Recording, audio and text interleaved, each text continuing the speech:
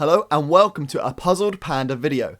This is 100 facts you need to know about Snow White.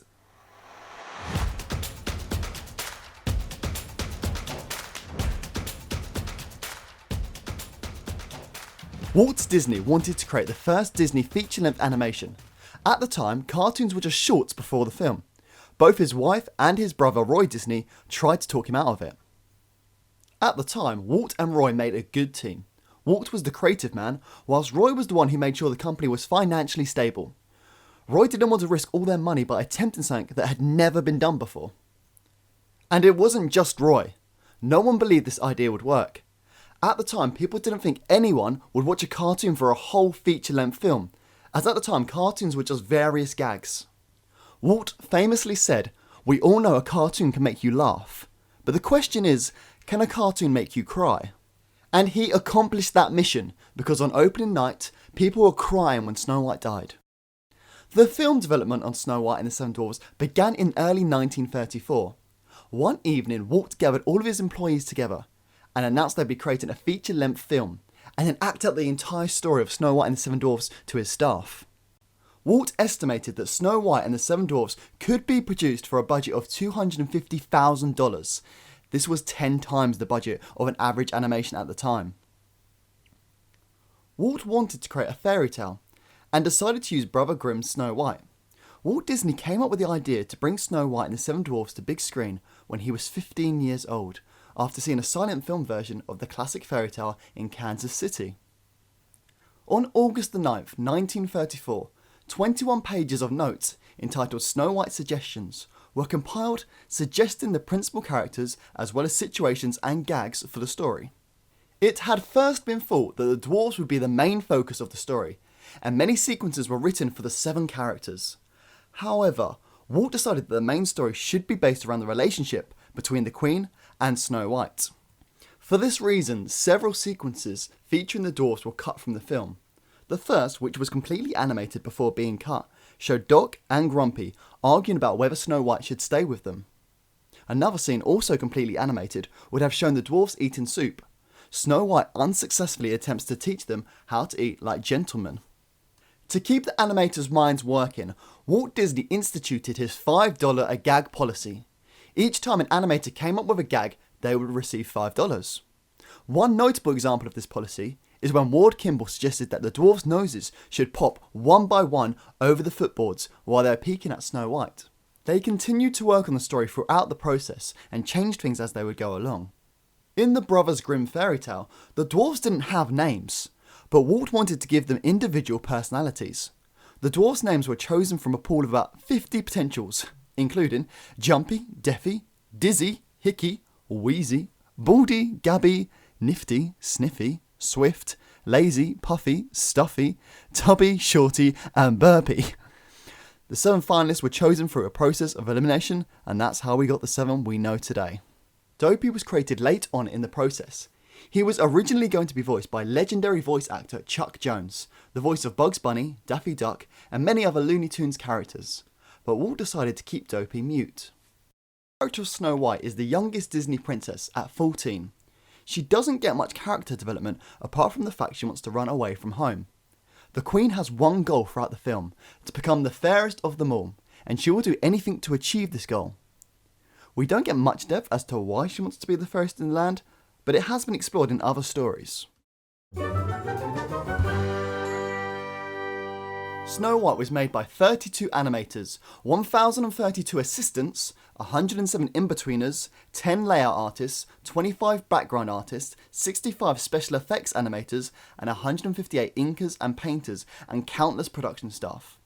It took almost 2 years to come up with the final renderings of the 7 Dwarfs.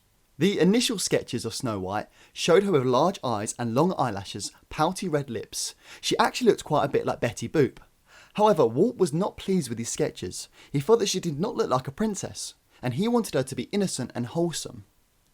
The animation still holds up today, and children are being introduced to this film for the first time every day.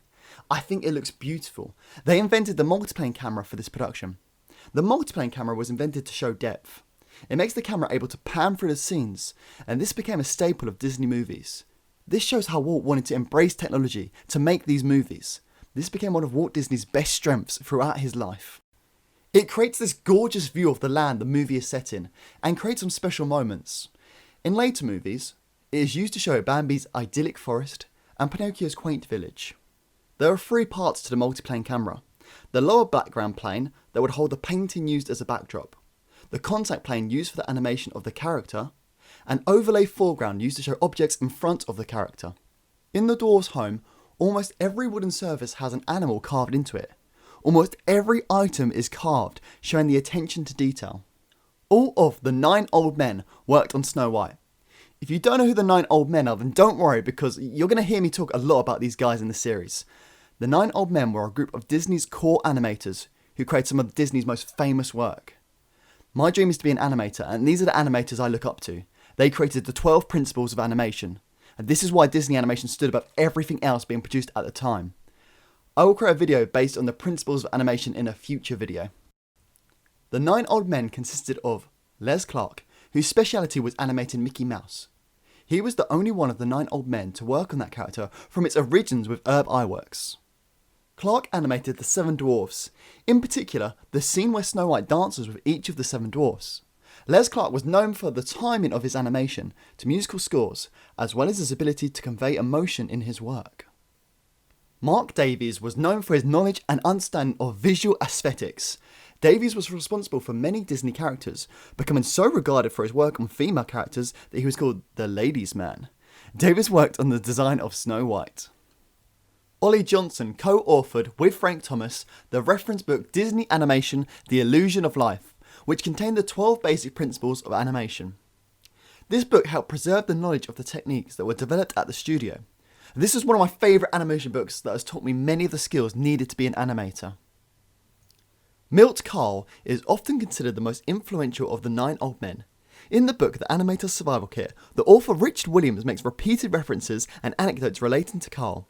This is another one of my favourite animation books that I've studied multiple times. I'll put a link in the descriptions for them.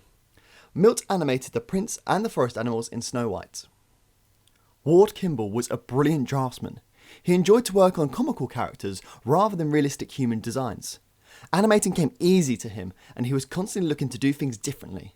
Because of this, Walt Disney called Ward a genius in the book The Story of Walt Disney. Ward's efforts stand out as unique. Kimball spent months working on an animation sequence for a scene where the 7 dwarfs are eating soup. This scene, however, was ultimately left out, since it would have come after the sequence in which the dwarfs washed their hands. Eric Larson was an animator and excellent teacher. In 1973, he began a training program that brought in a new generation of animators. Many well-known figures in animation today went through Larson's training program, including Brad Bird, Don Bluth, Glenn Keane, Andreas, Ron Clements, John Musker, and many more. John Lounsbury was hired by Disney on July 2, 1935, beginning as an assistant animator on Snow White and the 7 Dwarfs. He went on to work on numerous other short features in the 1940s, while continuing to serve as part of the animation team on nearly all of Disney's most famous feature-length animated films. In the 1970s, he was promoted to director and directed Winnie the Pooh and Tigger 2. Wolfgang Reitherman, also known as Wooly, was a German-American animator, director and producer. His first project was working as an animator on the Silly Symphonies cartoons. Reitherman continued to work on a number of Disney shorts, including the band concert and Musicland. He animated the Magic Mirror in Snow White and the 7 Dwarfs. Frank Thomas animated cartoon shorts Brave Little Tailor, in which he animated scenes of Mickey Mouse. Thomas animated the scene of the 7 Dwarfs crying over Snow White's body.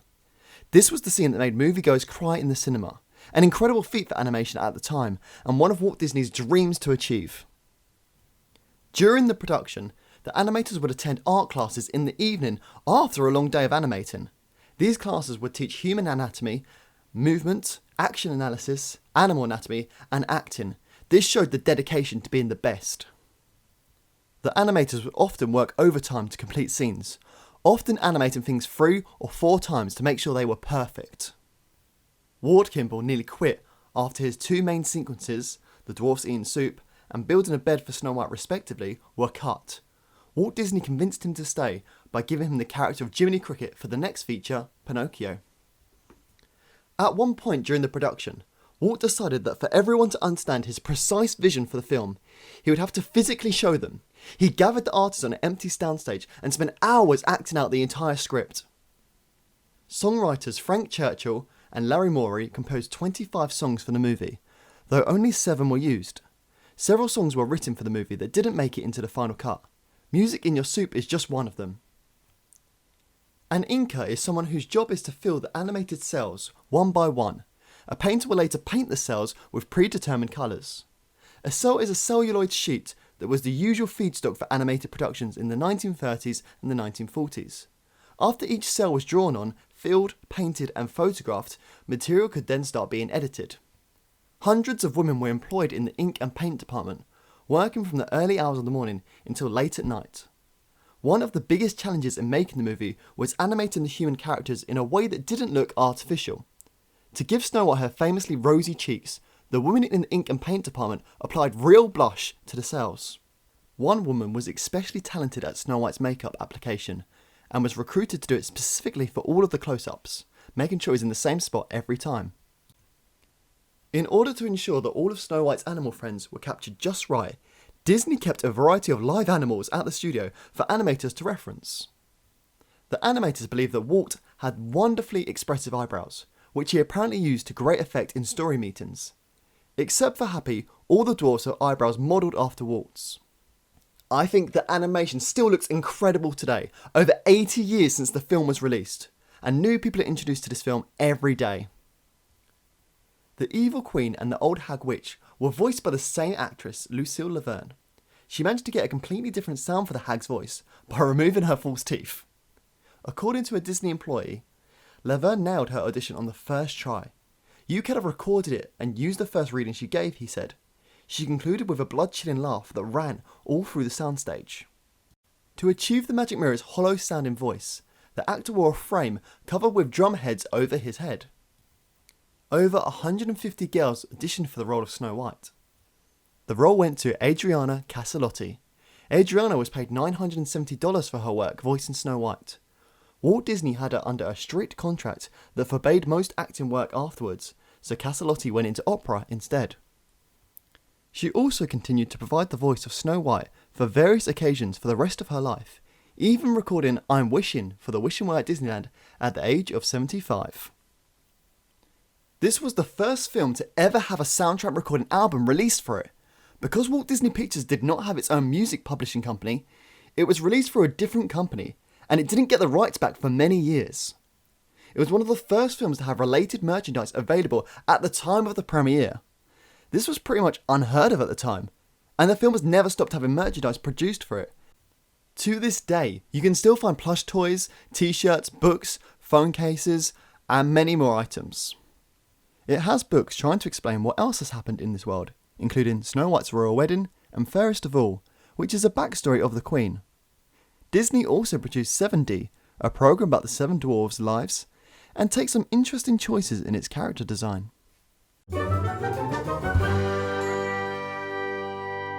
This film made 4 times as much money as any other film in 1938. For a year, it was the highest grossing film ever made.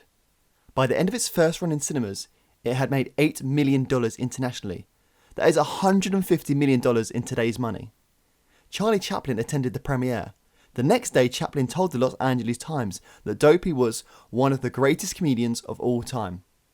And Chaplin wasn't the only fan. Academy President Frank Capra came up with the idea of giving Disney a special honorary Academy Award for significant screen innovation. The award was 1 regular-sized Oscar and 7 tiny ones. Snow White and the 7 Dwarfs first re-released in 1944 to raise revenue for the Disney studio during the World War II period. As it was so successful, this re-release set a tradition of re-releasing Disney animated features every 7 to 10 years.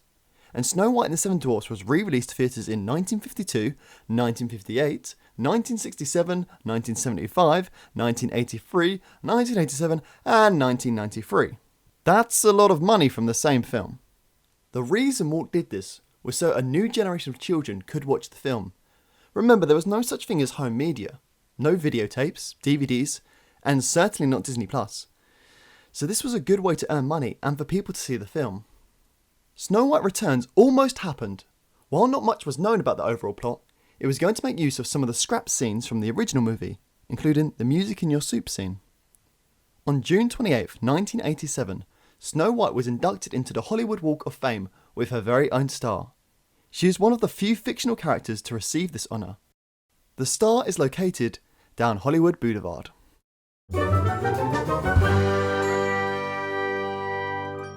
Snow White has her own ride dedicated to her at Disneyland. Snow White's Scary Adventures is located in Fantasyland. On this ride you get to witness her adventures up close and in person. Snow White's Scary Adventures opened on Disneyland's opening day. Imagineers had designed the ride so that guests felt like they were the main character of the story. In this case, guests were Snow White. But few people understood this concept, and some wondered why Snow White was not featured in the ride. During 1983, all of the Fantasyland dark rides were completely redesigned, as part of a large overhaul of Fantasyland. This attraction and other dark rides were modified to include the main characters of the films they represented.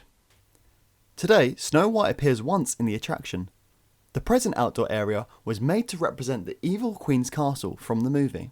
When the witch offered guests the poisoned apple in one scene, guests frequently tried and sometimes managed to steal the apple and bring it home as a souvenir. When Fantasyland reopened in 1983, they solved the problem of the ever-missing poisoned apple by replacing it with an image of an apple projected. Guests who reach out to steal the apple now find their hands passing through it. The characters from Snow White can be seen throughout the Disney parks, each going through various designs. Seven Dwarfs Mine Train is a steel roller coaster located at Magic Kingdom and Shanghai Disneyland Park. The ride travels both indoors and outdoors. The attraction features a new ride system of a tilting vehicle. This was the first time it had ever been done for a theme park ride. This new technology simulates the swaying and tipping one would expect to experience in a minecart. Many of the figures within the cave are new designs from the animation team, with the most important and recognisable contribution being Doc's high range of motion. Songs from the film such as Hi Ho are featured in the attraction. Most of the audio animatronics, including the dwarf figures of Doc, Happy, Sleepy, Grumpy and Bashful performing their Yodel song in the final scene, are recycled from the demolished Snow White Scary Adventure attraction. This attraction is designed to appeal to a family-oriented crowd. With enchanting scenery and cartoonish architecture, it retains details from the original 1937 film. Snow White and the Seven Dwarfs has had a lifetime gross of $418 million across its original release and several re-releases. Adjusted for inflation, the film still registers as one of the top 10 American film moneymakers of all time. It was because of the film's success that Walt built a new animation studio. Walt bought 51 acres of land in Burbank, California to build studios, facilities that are still used to this day. It was in this studio that work began for the next feature-length animation, Pinocchio.